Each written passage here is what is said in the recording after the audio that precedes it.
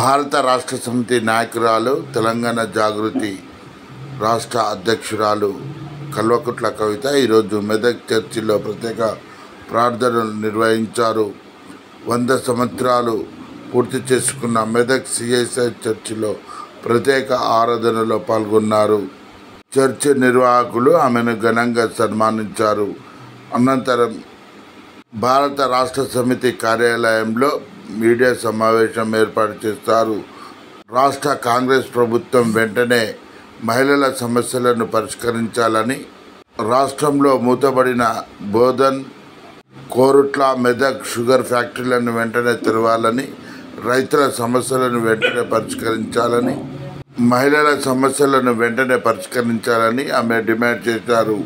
అనంతరం Christmas cake cut చేసి శుభాకాంక్షలు తెలిపారు. ఈ కార్యక్రమంలో పార్టీ జిల్లా అధ్యక్షురాలు పద్మా దేవేందర్ రెడ్డితో పాటు ఎమ్మెల్సీలు షేర్ సుభాష్ రెడ్డి, యాదవ్ రెడ్డి, మాజీ ఎమ్మెల్యే శశిధర్ రెడ్డి, మల్లికార్జున్ గౌడ్ తదితరులు పాల్గొన్నారు.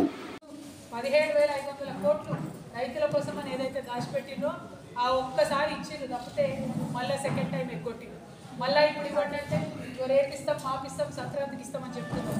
సంక్రాంతికి ఇస్తామనేటటువంటి మాట నిలబెట్టుకోవాలి. తక్షణమే పెంచినటువంటి రుసుముతో రైతు భరోసా అమలు చేయాలి. మీరు మళ్ళా రైతు భరోసాలో కూడా ఏదో పట్టింగులు పెట్టేటటువంటి ప్రయత్నం చేస్తున్నట్టు, 100 రకాల రూల్స్ పెట్టేటటువంటి ప్రయత్నం చేస్తున్నట్టు సమాచారం వస్తూ ఉన్నది. దాన్ని మేము సహించాం.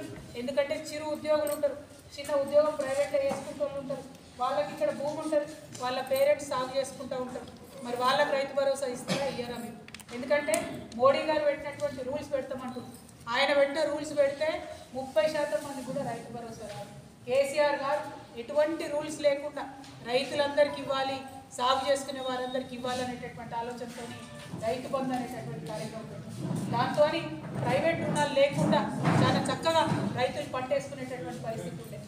కానీ ఇవాళ మీరు కొత్త రూల్స్ తీసుకొచ్చి మీ ఇంట్లో చిన్న గవర్నమెంట్ ఎంప్లాయీ ఉంటే ఇయ్యం, మీరు ఇన్కమ్ ట్యాక్స్ కడితే ఇయ్యం, మీరు ఇంకోటి చేస్తే ఇయ్యం, మీకు కారు ఉంటే ఇయ్యం, ఇట్లాంటి రూల్స్ పెట్టినట్టయితే 30% మంది కూడా రైతు భరోసా రాదు.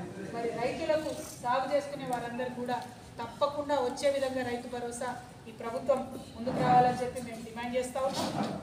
అదేవిధంగా మరి వరిలో చక్కెర ఫ్యాక్టరీ ఉంటుంది, మేము తెరిపించలేకపోయినాం.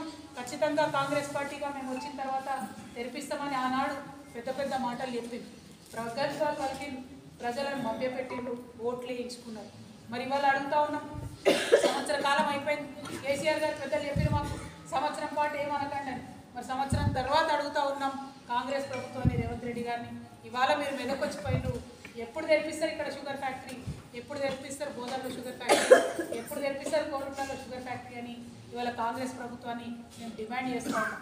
మరి మేము రాగానే చక్కెర ఫ్యాక్టరీ తెరిపిస్తాం, ఎన్ని 100 కోట్లైనా తెరిపిస్తామని అన్నాడు ప్రగల్భాలు పలికిన మీరు ఇప్పటివరకు కూడా కనీసం దాని మీద రివ్యూ చేయకపోవడం ఏందని చెప్పి ఈ సందర్భంగా మేము డిమాండ్ చేస్తూ ఉన్నాం.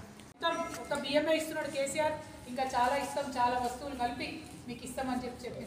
ఇవాళ నేను డిమాండ్ చేస్తూ ఉన్నాను, మీరు కేసీఆర్ గారు అయితే మనిషికి ఇంట్లో ఎంతమంది ఉంటే అంతమందికి మనిషికి 6 కిలోల చొప్పున లిమిట్ లేకుండా ఎంతమంది ఉందో ఇచ్చిందో, మీరు సన్న వడ్లు ఇస్తారా, దొడ్డు వడ్లు ఇస్తారా, ఆ పాలసీ ఏం చేస్తారో చేసి బియ్యం మీద లిమిట్ లేకుండా మాత్రం ఇంట్లో ఎంతమంది ఉంటే అంతమందికి ఇవ్వాలని చెప్పి మేము డిమాండ్ చేస్తూ ఉన్నాం. ఎందుకంటే మీరు ఆనాడు కోతలు కోసిండ్రు, ఇవాళ ప్రభుత్వంలోకి వచ్చినాక అన్నింటిలో కోతలే వెళ్తున్నారు. కాబట్టి కోతలు కోయడం మానేసి, కోతలు చెప్పడం మానేసి మీరు పరిపూర్ణంగా ఇవ్వండి. ఏ స్కీమ్ ఇచ్చినా కూడా రైతులకు ఇస్తే కడుపు నిండా ఇవ్వండి, సాగు చేసుకునే ప్రతి రైతుకి ఇవ్వండి, అందులో 100 రూల్స్ పెట్టకండి అని చెప్పి మిమ్మల్ని డిమాండ్ చేస్తూ ఉన్నాం. తక్షణమే మీరు రైతు భరోసా ఇవ్వాలి, తక్షణమే రేషన్ కార్డులు ఇవ్వాలి.